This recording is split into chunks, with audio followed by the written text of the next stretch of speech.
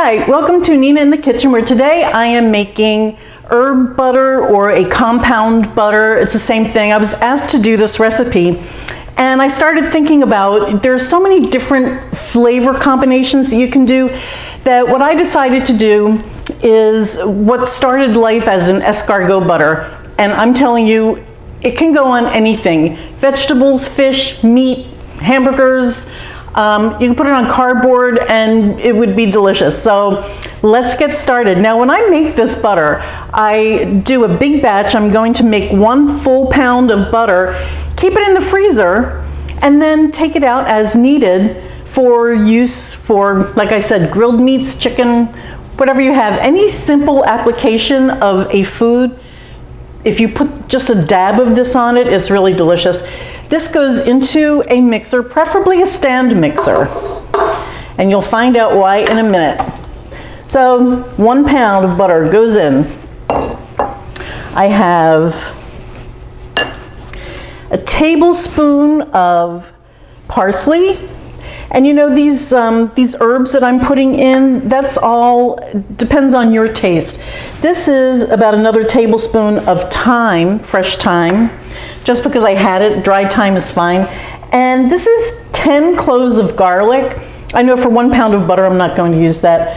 So there goes 5 cloves. Now the butter that I'm using is an unsalted butter. The reason for that is that if you buy a salted butter, depending on the brand that you buy, they have different levels of salt. So the way that you can control the butter is by buying unsalted.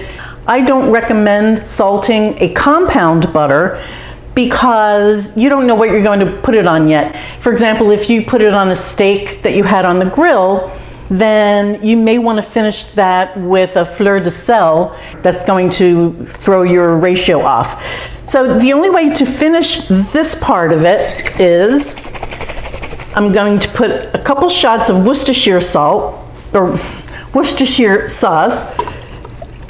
That's about half a teaspoon, and a little bit of Tabasco. Now you want to taste this when it gets rolling. Scrape down the sides of the bowl, taste it, and see where you are. You might want a little more garlic, or you might want black pepper in here. So this is going to run until it doubles in volume, and this is why you want a stand mixer for this. That's going to take about 20 minutes. You heard me right, it's going to take about 20 minutes. If you're using a stand mixer, just keep your eye on it. Make sure it's not walking off of the counter because you don't want that to happen. The only other ingredients after this that go in is some lemon.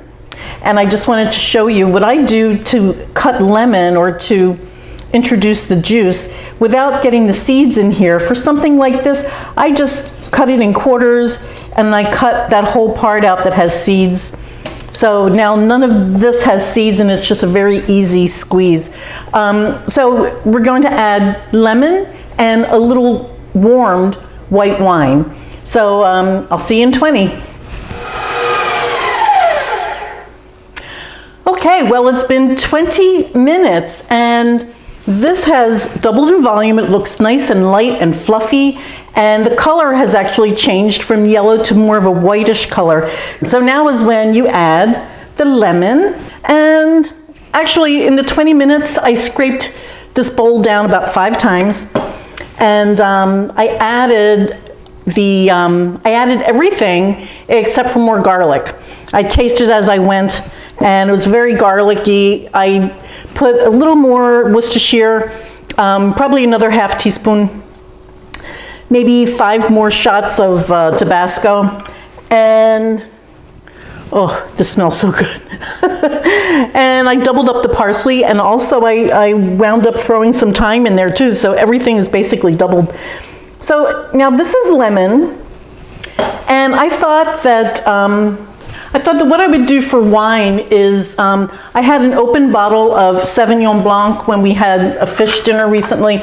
So that's what this is. I have 3 tablespoons of Sauvignon. And I'm just going to blend the lemon and the Sauvignon Blanc.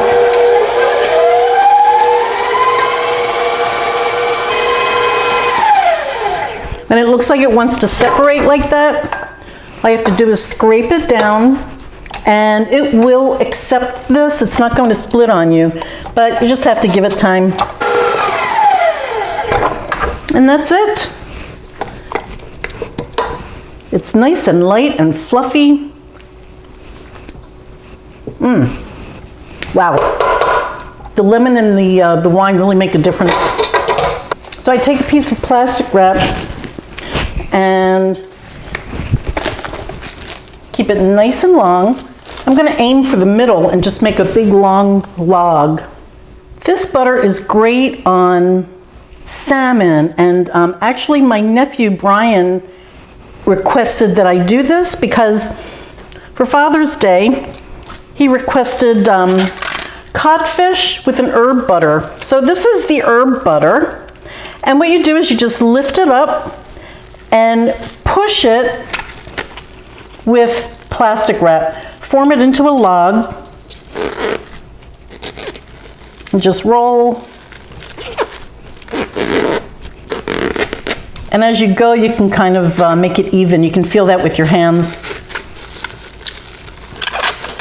And that's it. Then as you knead it, you just cut it off. This is nice and light. It's really quite lovely. So I'm going to cut this in half. I'll put half in the freezer and I'll use the other half. The half that I keep in the freezer, I'm also going to put in a Ziploc baggie. Please follow me on YouTube by subscribing. It's free. And I'm also on Facebook, Nina in the Kitchen. Alrighty guys, thank you so much for watching. Bye.